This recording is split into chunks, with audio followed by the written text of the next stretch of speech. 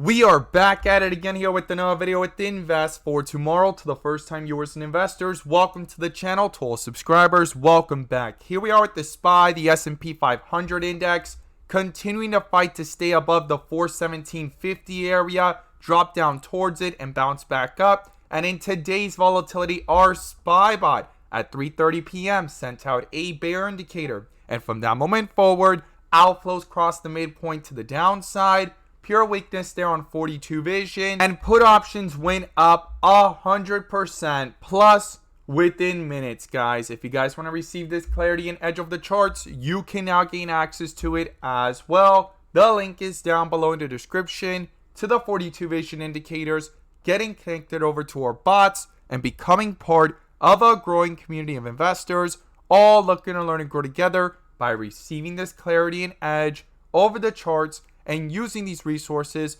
to maximize in either direction, whether stocks are going up or going down. So here we are with the SPY, continuing to fight to hold above the 417 area. We need to talk about what's going on here within the charts and what key levels I would watch going into tomorrow and what the inflow versus outflow is showing. But before we do, I want to share with you guys the home run opportunity that was mentioned this morning over at the Discord. So the home run of the day was spectacular and beyond expectations. And if you guys want to know about these stocks early on and receive this clarity and edge of the charts, you can now gain access to it as well. The link is down below in the description to the 42 vision indicators, getting connected over to our bots and becoming part of a growing community of investors, all looking to learn and grow together. So the home run of the day was from our Tesla bot. Our Tesla bot sent out a bull indicator at 9:35 a.m. And from that moment forward, inflows crossed the midpoint to the upside, full strength there on 42 vision,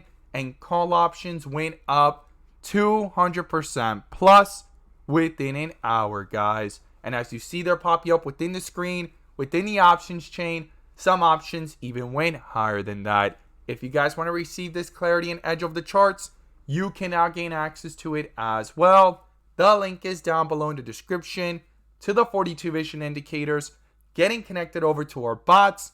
We look forward to having you join us, and we strive for opportunities like these every single day. And we look forward to having you join us, and let's jump into these charts. So here we are with the SPY, the S&P 500 index, doing a full transition on Friday from bright green bars to red and back up towards bright green bars here within 42 vision. And that's what I call the rip areas. And if the transitions continued into weakness, the last piece missing there was wire thread borders, which I refer to as the dip area. Now, if this is your first time coming across the channel, this is 42 vision, which allows us to see the dips from the rips to the dips, and where the strength and weakness lies within the charts. And we also use our bull and bear indicators and inflow versus outflow as an extra layer of confirmation, which I'm going to pull up here and you can now gain access to as well. The link is down below in the description to the 42 vision indicator, getting connected over to our bots and becoming part of a growing community of investors, all looking to learn and grow together by receiving this clarity and edge over the charts and using these resources to maximize in either direction, whether stocks are going up or going down.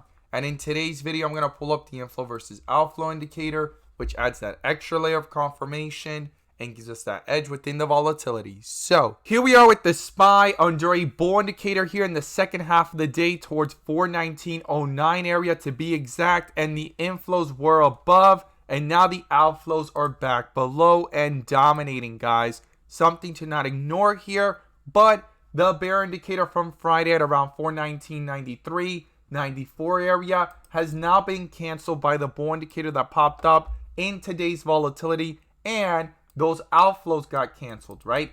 But even though inflows were fighting all day today, in the second half of the day, outflows are now back to dominate, and this is going to be crucial going into tomorrow to justify any further strength of this bull indicator, and if any strength is going to continue to reflect and retest key resistance levels, these inflows are going to have to cross back up, guys.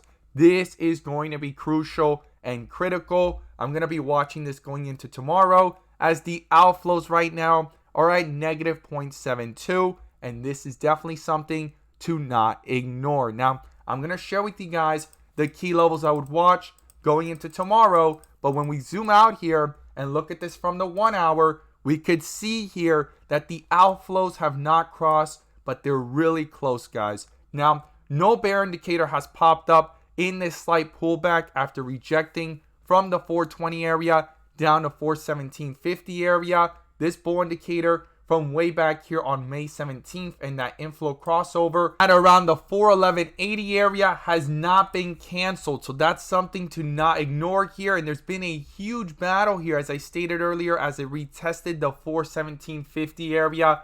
Huge battle there where the bulls continue to try to reappear and stay above. And we're going to break that down in today's video. But in the bigger picture, those outflows have gotten really close to the midpoint, but it has not crossed. And this is going to be crucial and critical to not ignore, because if it does cross down, this could quickly start to reflect that weakness into the charts, and a possible bear indicator may pop up. Not guaranteed, but something to not overlook here, as it's really close. It's going to be crucial and critical for these inflows to pick back up and go from red to green and pull away from that midpoint to continue to reflect any further strength into these charts and retest key resistance levels. Something to not ignore there on the 1 hour. Now, when we zoom into the 15-minute, we could see here within the volatility, it's been under a bull indicator all day, guys. Inflows crossed over. There was a slight outflow here in the middle of the day, brought itself back up, and the outflows are dominating here in the after hours